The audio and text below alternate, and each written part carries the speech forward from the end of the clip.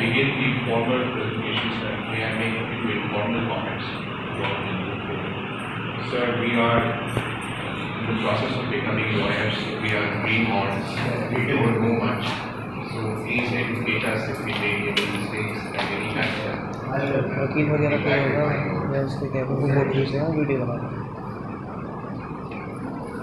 In representing the appellant here today, Your Honor, it is my submission that I would like to examine in some detail the difference, the very strong nuances in the analysis of what is in the domain of 299, what is in the domain of 322, what is in the domain of culpable homicide, and what is in the domain of culpable homicide not amounting to murder. Your Honor, let me say without doubt, I presume, that the facts of the case on record are indisputable. The appellant has not at any point in time disputed the facts of the case as they stand, which, Your Honor, I will briefly recall just for the recollection of what is before. My Lord, on that fateful day, the altercation and the subsequent physical interaction between the deceased and between the accused is a matter of record. The deceased had broken the ladori which had been constructed. And as a result of that, the appellant had entered into the premises of the deceased for the provision.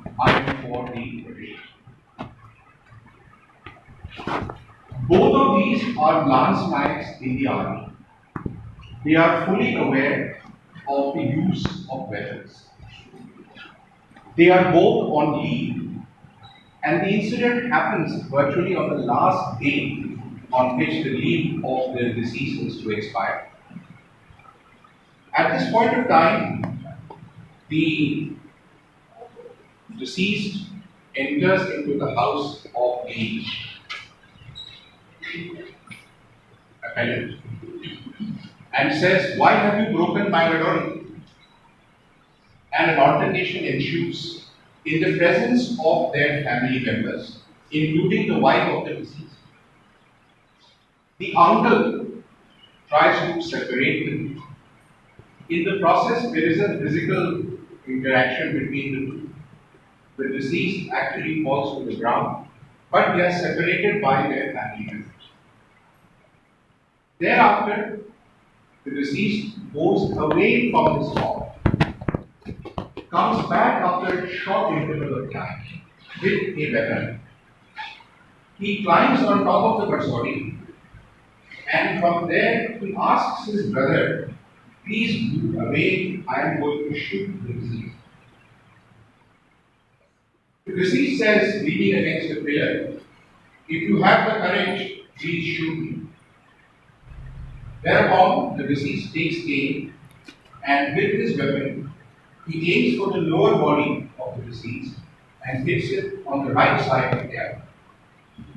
The deceased is taken to the local hospital, thereafter to the military hospital, and he expires after 4 days. The question here is, what will amount to murder and what will not? And the court, in its wisdom, has given a very detailed analysis of what should amount to and what should not amount to. Your Honor, let me draw your kind attention to these two facts. In 299, we have a clear analysis of what is culpable homicide. And the court has told us very clearly that culpable homicide is of three different stages. One is the earliest stage, at which there is knowledge but no intent. The second, where there is intent and knowledge. And the third, which is the most severe case, where there is mens rea or a clear intention on the part of the murderer to premeditate and carry out the act of murder. If we go to section 300, we also see in section 300 there are 5 exceptions given, as your lordship will appreciate. And the court has said that whenever the judicial mind applies itself to a case, it should follow a system of what we know as elimination. First analyze in 299 whether it comes under culpable homicide, yes or no. If yes, is it culpable homicide amounting to murder? If yes, is that murder falling under any of the exceptions given in 300? It is this process of elimination upon which the court has come to its judgment. And Your Honor, it has quoted at least 6 earlier cases where the analysis has been made. Since they are in the judgment, I will not repeat them. The point that we have to analyze clearly is in this case, and the court has made this clear, the facts and circumstances of each case determine what position the court should take. And one last element on which the court has given much stress is there cruelty factor in the act. Premeditation and cruelty is what this judgment has brought about. Now let us study the facts of the case. What is happening here? They are both army personnel. They are both on leave. It is indisputable that this physical violence between the two occurred. Therefore, the High Court, in its learned opinion, has given a clear judgment that although there is no previous enmity between the families, yet there is both intention and knowledge that this physical act of violence takes place. This person goes out, takes his weapon. He knows that when he is firing that weapon, death will take place.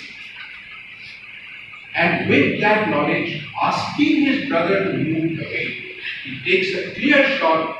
As an army personnel, he also knows which part of the body to hit. Therefore, both intent and knowledge come into play. And therefore, the High Court has defined that this is a clear case of. The Honorable Supreme Court, however, has taken a different view. And the reason why it has done so is the following. Number 1. For an act of murder, there must be premeditation. Here, the appellant did not have a desire to kill. The deceased challenged him, saying, "If you are a man, I challenge you. You have the courage, then kill me." So there is a provocation. This appellant, when he fired, he may not have intended to kill. He was only taking revenge. It is possible that the bullet entered into an organ which killed.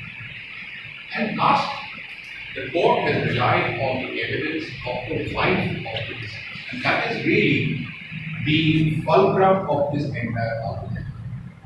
It says here, the wife gives the statement that my husband was separated. He moved away. And in the course of this exchange, there was no previous enmity in the family. At no point of time was there a premeditation that I will go before the incident occurs. I will take my gun, I will come out, I will shoot, I will kill. All these planned steps did not happen. There was no premeditation. This is what the Honorable Supreme Court is saying, I am supporting. So, in the analysis of this case, the Honorable Supreme Court has said we need to make a distinction between 3041 and 3042. And from the appellant side, we have argued that this is not a case to be punished under 302. It is not a case which comes under section 300, but it comes under 299, and the punishment will be 3042 is what the appellate had raised. The Honorable Supreme Court, going into all of these arguments, has said that we take the view in between that it will neither be 302 nor 3042. It will be 304. And the Supreme Court has justified on my side the appellate with this argument that there was no premeditation, that the submission of the wife of the deceased gives a very clear picture, a narration of what happened on the spot. And therefore, my Lord, it is my humble submission to you, without going into further details. And I would also like to place on record, some citations which I have with me at this table, which I will also place on record. With those considerations, my humble prayer, my Lord, is that the appellant should be given punishment either under 3041 or 3042. My prayer is he should be absolved of the responsibility for murder under section 3. With these submissions, my Lord, I will place my case rest.